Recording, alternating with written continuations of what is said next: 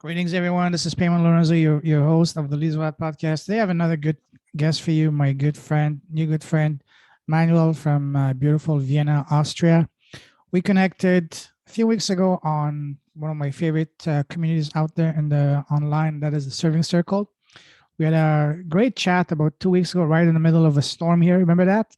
Yeah. All of a sudden, the day turned from beautiful sunny day to complete pitch dark, incredible, hard, strong winds and hail. I started hearing the windows clapping when I was upstairs. I had to run down, remember that? Yeah. Yeah, I do. And the wind blew our patio in the garden. So I had to recover that after. So, but anyways, so we connected with a good talk. And just a little bit about him is what he does is something very powerful, and that is he helps people to build the confidence to get out of their comfort zone and get the energy and strength they need in order to achieve their goals. So his background is used to be a personal trainer. So he was doing, and now he's making a big impact in the world around him and helping people to get using his background and strength training to help people to get the strength they need first to get out of their comfort zone so they can get the energy and strength they need to achieve their goal and become the best version of themselves. So without any further ado, Manuel, welcome to the show, my friend. Thank you for having me. Pleasure's all mine. So as I told you last time we spoke, is that the kind of conversation I like to have is to look under the hood, so to speak, to see what's in your heart, to have a heart-to-heart conversation. We're going to talk about your business later on. But first and foremost, what I want to know is to get to know the person, the human being first before the business person. Are you ready? Yes, I'm very much ready. All right. So for the people who don't know you, as a person, as a human being, who's Manuel?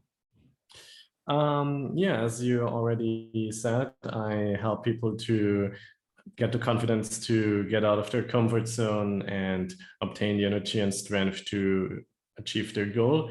I'm a very passionate strength athlete, I would say. I'm a coach. I used to work mainly as a personal trainer, and I got into this field 5 years ago about, and I discovered personal strength training for myself when I was 16 years old. I was extremely shy as a kid in my youth. I really had absolutely no confidence. I used to struggle to talk to people. I was very lonely for most of my youth. And for me, the gym really was a way to basically teach myself how to be strong. And I noticed, damn, I can really change myself. And it was extremely powerful. And after high school, I went to study material science. I loved physics and maths, still like the stuff. And there the passion for the training really grew. So after my bachelor's, I was like, okay, let's just give this thing a shot. And got my educations in the matter. And since then, I'm fully immersed in anything related to strength training. I compete in powerlifting, or I used to do the past couple of years. This year, I'm taking a break because my focus is just on different things right now, mainly helping people and expanding my business. And I help people to use strength training as a tool to not only shape their body, because it's a very powerful habit, not just on a physical level, but also on a mental level. And I also use principles from strength training in a different way. I think that's what makes me kind of unique, that I use this to also make people mentally and emotionally strong.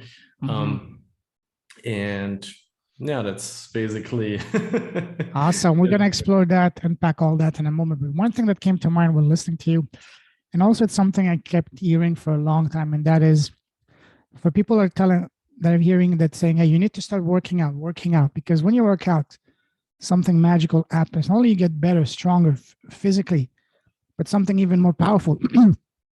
And that is you become more confident. Yeah. How do you connect confidence with fitness? Why is that possible? You're a professional and expert, so tell us about a little bit. We can explore more in detail later on, but just in a couple of sentences. So basically, what is the connection between confidence in fitness? So for me, confidence is basically just inner knowing that you're able to do it, even if your environment doesn't really show it yet.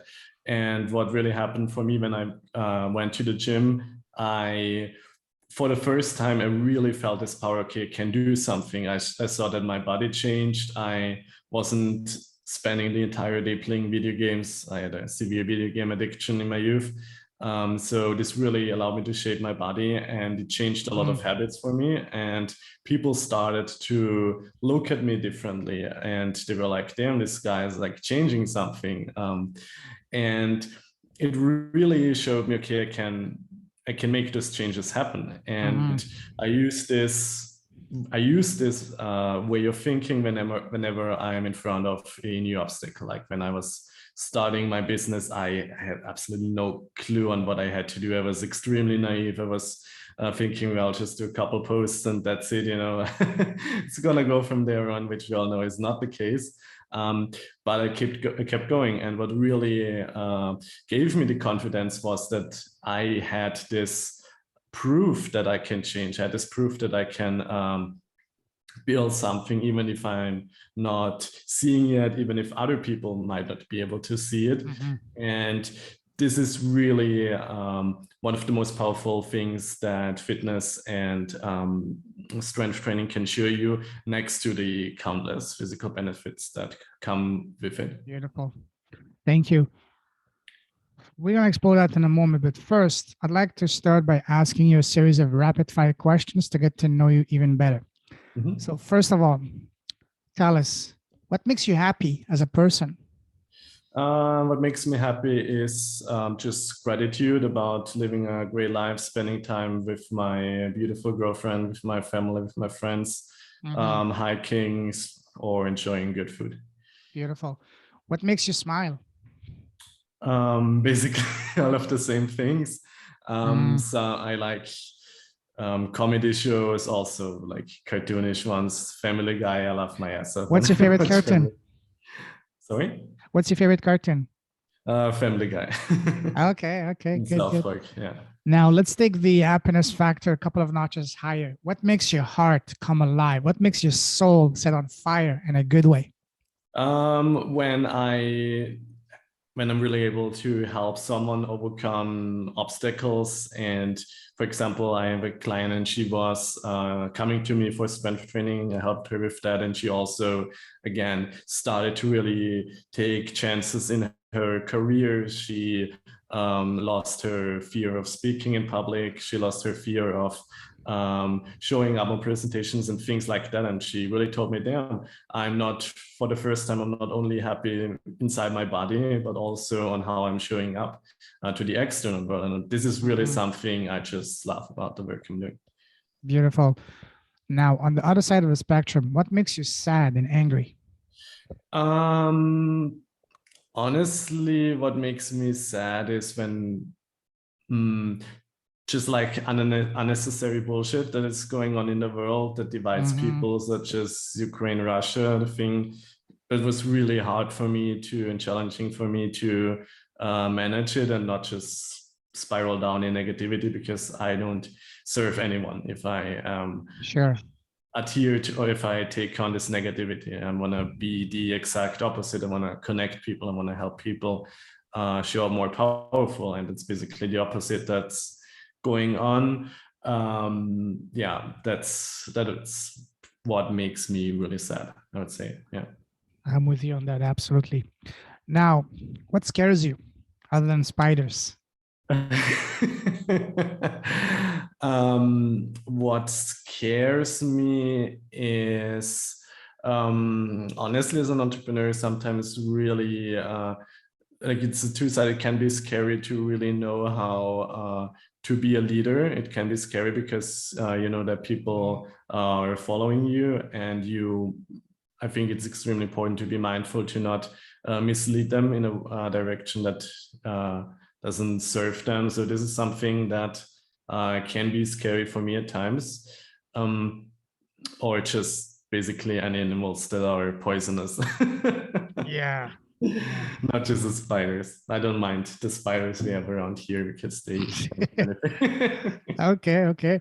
What would you say is your number one personal superpower? My number one personal superpower is that I can really inspire people to live a life that they want to, because I'm basically living the life I said I wanted to live when I said, okay, after my bachelor, when I said, okay, like the corporate stuff isn't really for me. And I took an alternative path. So I think that's my superpower. Beautiful. Now, let's talk about something that we both enjoy, and that is traveling. What was your very first trip? My very first trip, like as a kid, or Anything, whatever you want to share. so in terms of traveling, oh man, it's rather boring actually. So until I was, well, I'm born in Austria. I have some family in Slovenia, which is a neighboring country. So we used to travel there a lot when I was small. I basically on my own, I just started really traveling a year ago, basically, because I met my now girlfriend online, and she's from the United States. So Okay. I've been traveling more the last 1 year. Before that, we had some stuff going on that prevented traveling. And before that, I was not really kind of in the mood traveling, because I was just so focused on my studies. Because when I started as a personal trainer, I was still at the university and they wanted to just finish and wrap things up, because I like to finish things. So my first trip, yeah, like Slovenia, Okay. Greece, countries like that in Europe. So in terms of traveling, I'm a bit boring. All right, those are great places. Awesome. Now, let me take you down a different type of traveling, down memory line.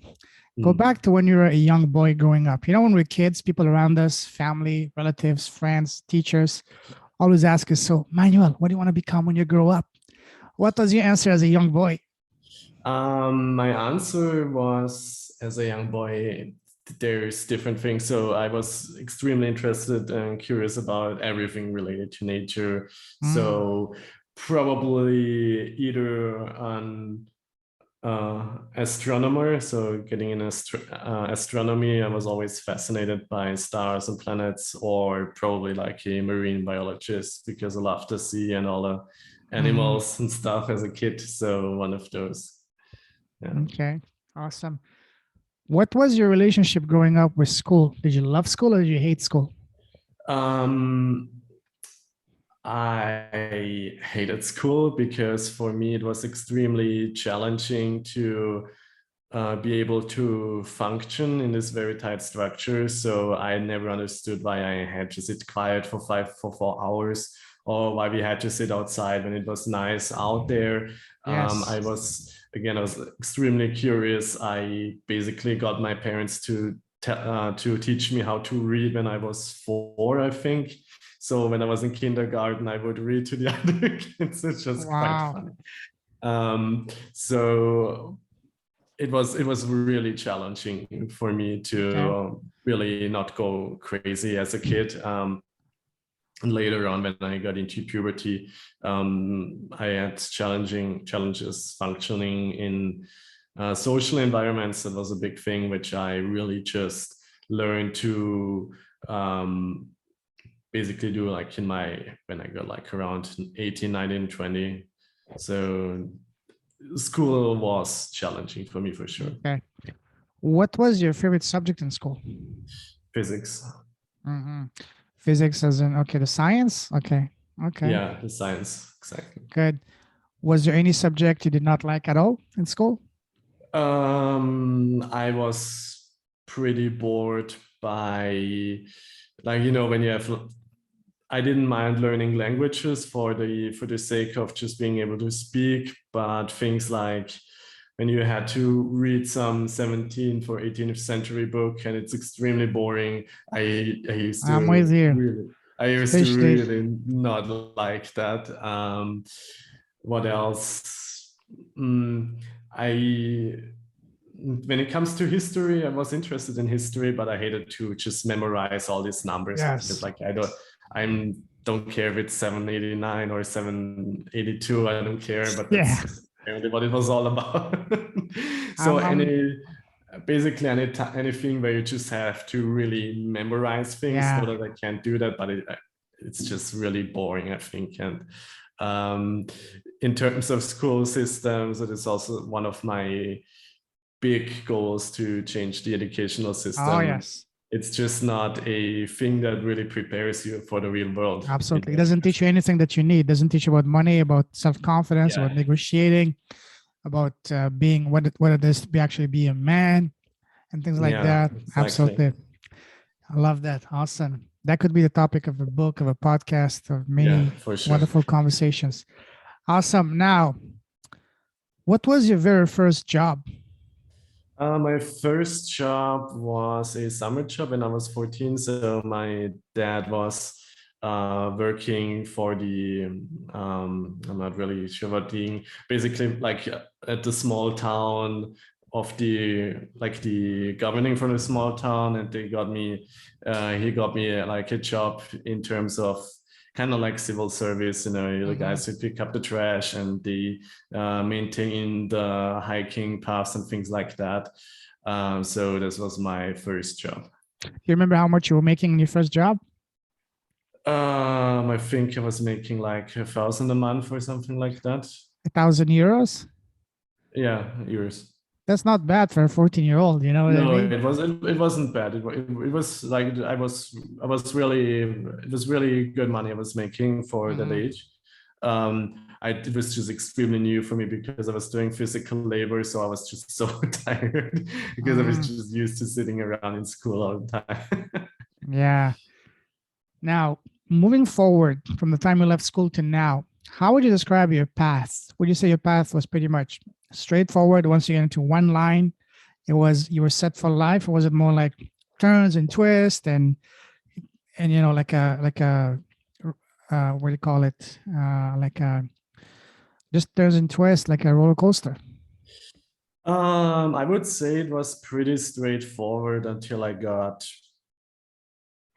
till like the second year in university, I would say, because as a kid, I was interested in science, and Mhm.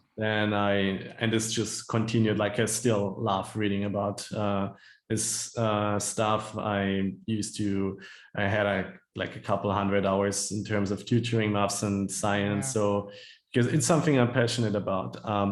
And when I got into university, like up at this point, it was just about, okay, are you going like for physics? Are you going for more of an engineering thing?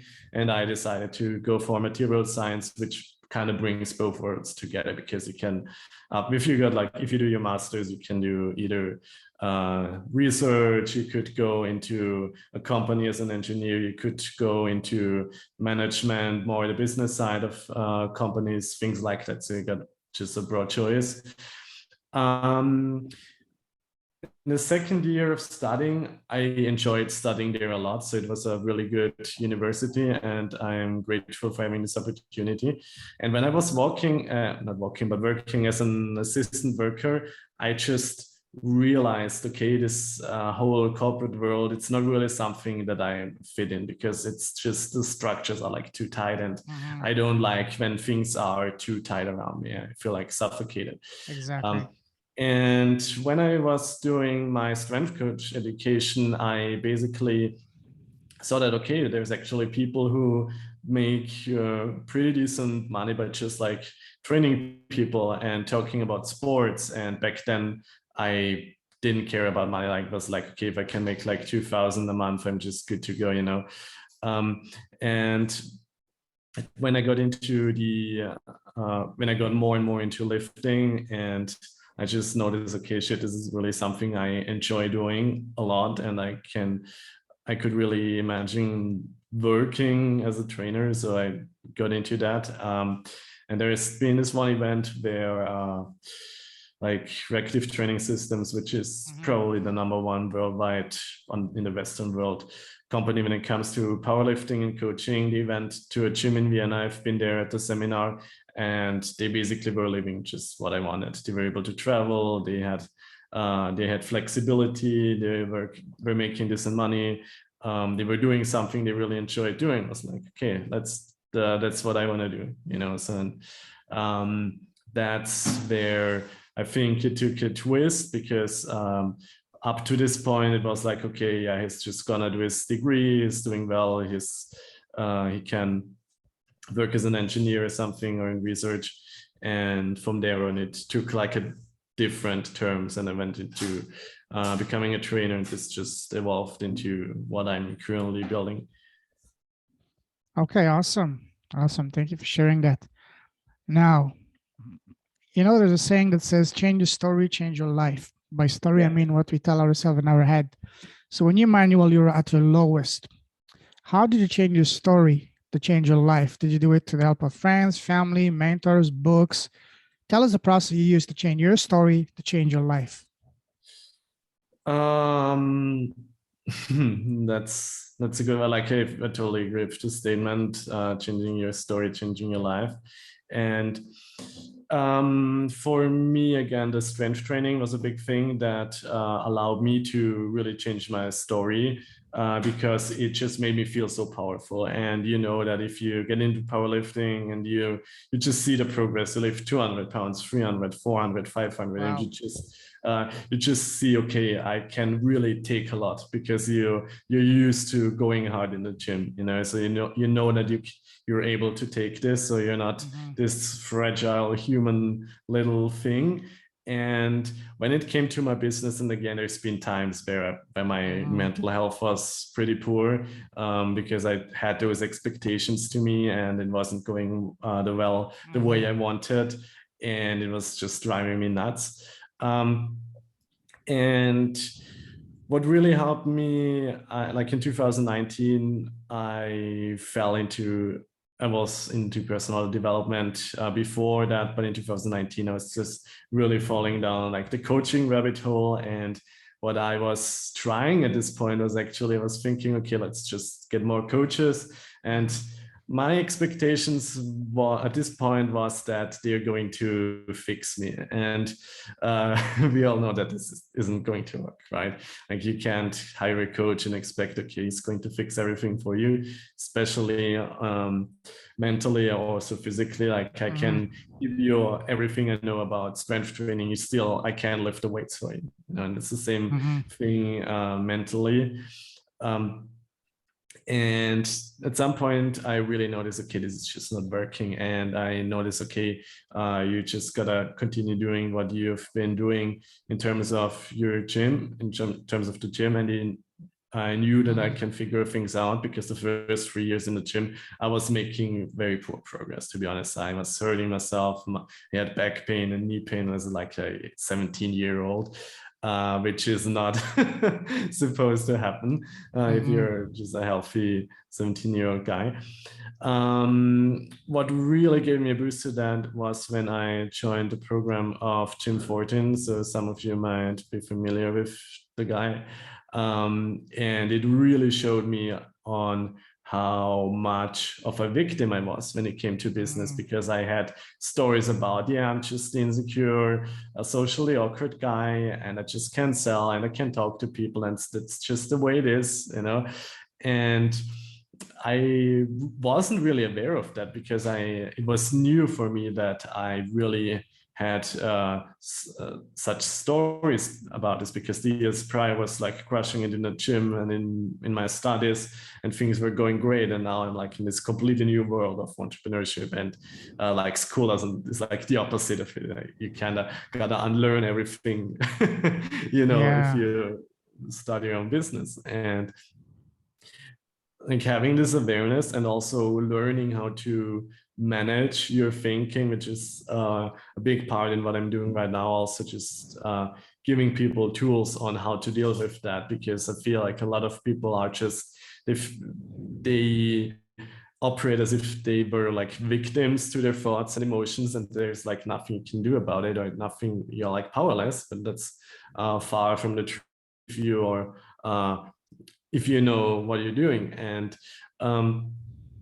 that's like really when things Mm-hmm. started to change for me. I was able to let go of these stories. I was learning or relearning to be happy again, because it's something that I kind of lost in the first 2 years when I became an entrepreneur, because I was basically beating myself up for not fulfilling standards or expectations Mm-hmm. that I set myself.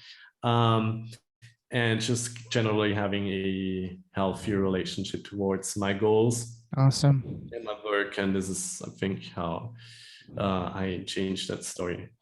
Beautiful. Thank you for sharing that. Now let's talk about the impact you're having in the world. Let's talk about your business. Telling about your business. Yeah, my business is basically about helping people out of what I call the confinement box, is which is a lot of very smart and capable people don't have the courage or the confidence to step forward. They for example, they try to start a business and they create a program which they know they're very, very good, or it's really good. It can help a lot of people, but they're just too afraid to put it out there. And this is something which I help people to deal with. And my approach is a bit different to most, I would say, because there's like this mindset world, and I don't really like this word because it sounds like this is like this fancy thing, when in my perspective it Mm-hmm. really just comes down to what you just said. Basically, write a story that helps you. Like, that's your mindset thing. If you got a set of Mm-hmm. beliefs, a set of stories that supports your goal, you got the mindset work.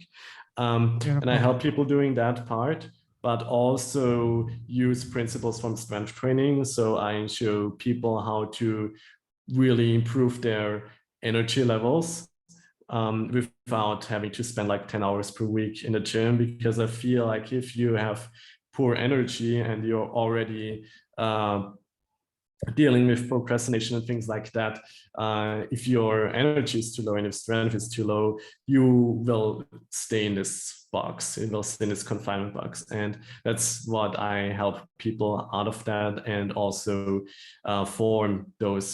turn it into habits, because that's what's really needed for the long-term things. So that's basically what my business is about, and my vision with that is just to change the way people show up, that we have the smart people actually Mm-hmm.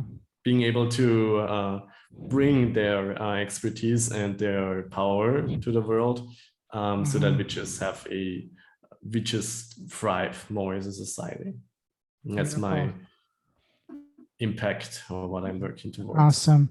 What would you say is your ideal client avatar? My ideal client is someone who has a big vision and knows how to help a lot of people, but he just needs the confidence and uh, strategies to put it out there, because a person is caught up in insecurity and doubts, and fear also plays a massive role into it, even though a lot of people don't like to admit that, Mm-hmm. especially as a man, because we learn that fear is something bad, which I don't necessarily agree with, by the way, because it's just Yes. about managing it. You can Mm-hmm. use emotions like fear, anger, shame, and really turn it into an advantage. And this is something which I also help people to do. And this is basically my ideal client, I would say. Yeah. Beautiful. Awesome. Now, how long have you been doing your business? I've started my business in 2018, Okay. and it's been an enrollment again, from a personal training business. Over time, the whole talk about confidence came into play, and to one. That's Awesome. basically what I'm doing. Now, share with us an example of the most remarkable transformation you've seen from one of your clients so far. The most remarkable transformation, I would say, is one of my cousin, actually, who is a client of mine, and he had an accident as a kid. So he had a very severe head injury, and there was like a lot of stuff. It was Mm-hmm. pretty bad.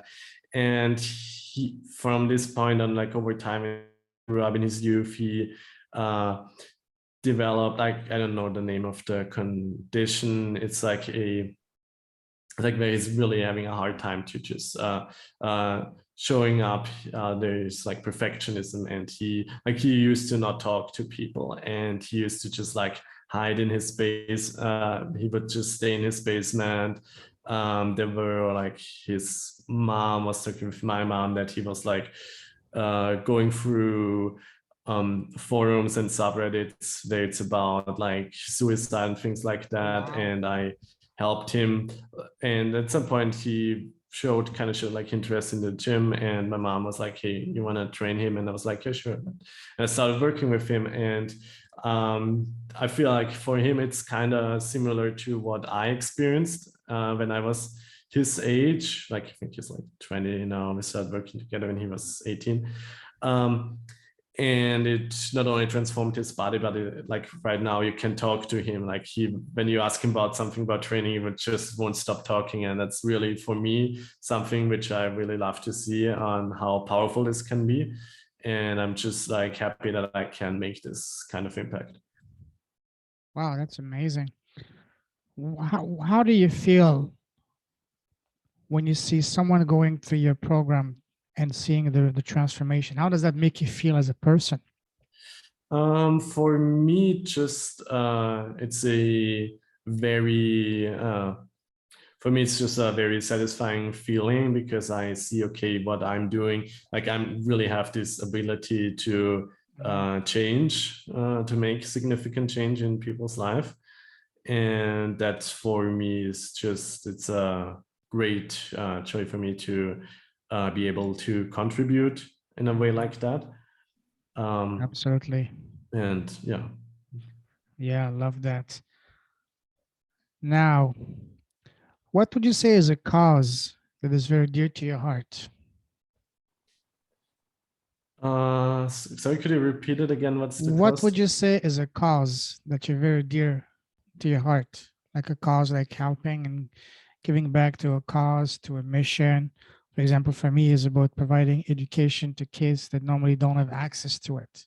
So each time I get a client, I give a percentage of my sales towards a cause so that can help Oh. kids in underprivileged countries or areas to get access to education, to sports, to football, and things like that. So, what would you say for you is a cause that is very dear to your heart? Yeah, so I contribute to different causes. For example, there's a research institute in Vienna that does a lot of research in towards and helps kids with cancer. This is something which I've been contributing to Good. for a while now. Also, just to, for me, honestly, it's just things when I see organizations that are really support are in pretty close to my values. For example, there's this organization that helps to provide clean water to people in areas where they would just otherwise have to walk for hours to get their water. It is something which I like to support. Basically, just in general, things that I see where I'm like, okay, this just honestly, just everything where I see, okay, this pisses me off that people are struggling because of that, you know. Totally. And also when it comes to education, that's a big thing for me. I want to make an impact on how people are educated in school and the kind of education that they provide in a way that supports their ambitions and what they can do. This, of course, is a long-term thing, but pretty much anything, things like Awesome. that. Yeah. Awesome. Beautiful. Now, let's start wrapping things off. And to finish, I'd like to ask a series of rapid fire questions on advices. Ready? Yeah. What would you say has been so far the best piece of advice you received? The best what advice? The best piece of advice. In terms of what area? Anything. What is so far the best piece of advice you received in your life? You share whatever you want. Um, The best thing, I feel like the most impactful advice for me has been that your life is a consequence of your habits, because that's a way I feel like people don't really look at it that way, and I haven't looked at it that way either. And by focusing on your habits, you have. I think for a lot of people, it's a lot easier than to focus on the goal itself. Because the goal itself can be overwhelming, and if you just focus on step by step by step, which you do with your habit, it can be a lot more powerful for a Beautiful. lot of people. Now, what has been so far the worst piece of advice you received so far? The worst piece of advice for me has been fake it till you make it when it comes to business, because whenever I tried to do that, it just felt so horrible for me, and I just had absolutely no. I would just let it be and try to force myself through things like that. I've been in a business program for a year or so where this was kind of like state of the art, and I felt like that I had to make the system work until I was like, it's just a bunch of BS and just get out of there, It's not authentic. Yeah. Awesome. Now, imagine that you add a time machine and you can go back in time and sit face to face with an 18-year-old Manuel. What's the number one piece of advice you would give to him, knowing all that you know now? I would just tell him that he is strong and that he can do whatever he wants. Beautiful. Yeah. Do you have your own podcast yet? I have a podcast which is inactive for a while, so I'm planning to start a new one that is more that is basically more centered about work that I'm doing right now. Okay. Which will probably come out in the next 1 or 2 months. Awesome. Imagine that you had a podcast today that was very popular, and today you're interviewing the most special person in the world, which is yourself. You're interviewing yourself. What's the number one question you would ask yourself? Don't think too much. What the first question that comes to your mind? The one question I would ask probably is, how have I done it? And what's your Like the answer? first. And a short answer. What's your answer? Honestly, just keep going. Just keep going and evolve. That's the one thing. Awesome. Now, the last question, that's my favorite question. That is, what is the smallest thing that you've done in your life so far that has had the greatest positive impact in both your life and business? And by small, I don't mean something small. I mean the one thing. For me, for example, has been starting my podcast. What about you, Manuel? For me, I would definitely say going to the gym, because back then when I went to the gym for the first time, I was just like, yeah, let's just see if I like it. Because I was playing football in my youth, and I was terrible at it, and I wanted, but it kept me moving, which I highly appreciated. So I was looking for an alternative, and I just tried out the gym, and I had like no idea what consequence this could have for me. What position were you playing in football?